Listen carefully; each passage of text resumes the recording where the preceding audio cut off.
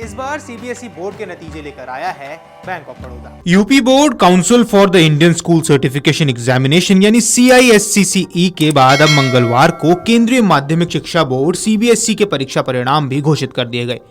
Inter के छात्र छात्राओं के लिए भविष्य की राह खुल गई है और इस बार मेरठ के एक नाम पूरे देश भर में सुर्खियों में है। करण पिलानिया।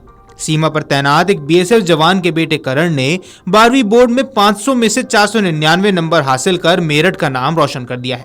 ये कामयाबी न सिर्फ उनके परिवार के लिए बल्कि पूरे देश के लिए गर्व की बात है।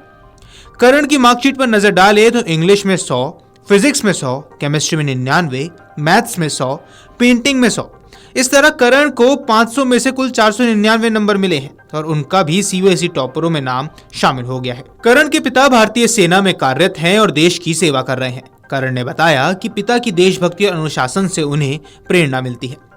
वे भी भविष्य में इंजीनियरिंग की पढ़ाई पूरी कर डिफेंस क्षेत्र में जाकर देश सेवा करना चाहते हैं। उनका सपना है कि वे IIT से इंजीनियरिंग की पढ़ाई करें और फिर भारतीय सेना में शामिल होकर राष्ट्र को अपना योगदान दें। करण तानिया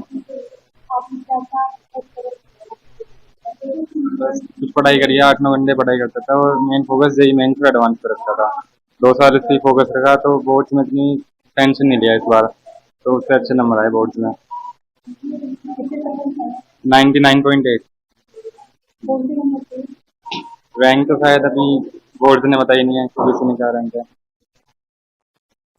करण की मां ने बताया कि बचपन से ही करण बेहद समर्पित और मेहनती रहा है। ममता। और कैसा लग रहा है आपको? बहुत ज्यादा खुशी हो रही है। और कभी सोचा था कि इतने अच्छे नंबर आएंगे? हाँ जी, इसकी मेहनत को देखकर तो लगता था जैसे ये मेहनत करता था। कितने समय पढ़ाई करते थे?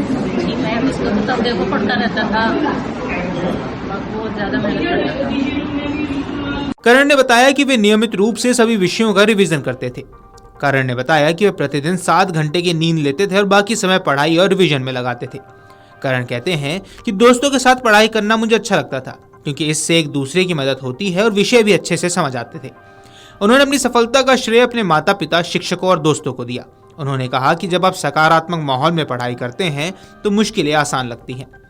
परिणाम निकलने के बाद 12वीं पास अधिकांश विद्यार्थियों के सामने ये सवाल होता है कि अब आखिर क्या किया जाए।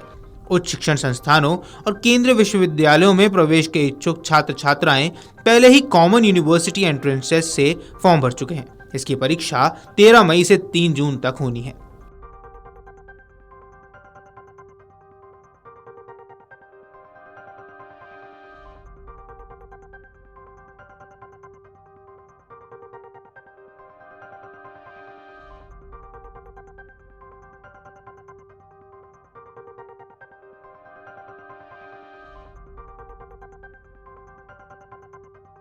Video desk अमरुजाला.com।